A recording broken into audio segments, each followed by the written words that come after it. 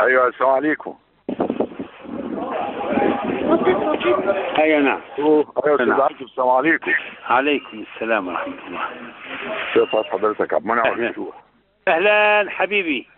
ازيك يا عمنا؟ ربنا يكرمك. اولا طمنا على الصحة الغالية. والله كنت لسه هكلمك عشان خاطر الشيخ القرضاوي. ما انا بتصل عليك عشان كده. انا اتفقت معاه بكره الساعه 11 والبديع قلت له على اساس كانوا هم عاوزين يغدوه بكره. مين؟ هم اخواننا. كان بديع عاوز اخونا الدكتور بديع يغديه وكذا. هو الشيخ قال له يعني يبدو انه ظروفه شايف هو فالمهم كان حصل كلام بيني وبين بديع وقلت له على كل حال احنا لو بكره نزوره الساعه 11 قال لي الاخ عاكف بيجي هنا الاول وكذا. قلت له لا، ما يبقى نوفر بقى بكره يجي على الشيخ على طول. اجي على الشيخ على طول بقى. وبعدين نبقى نروح. فانا متفق معاه لسه دلوقتي على ميعاد الساعه 11 بكره الساعه 11.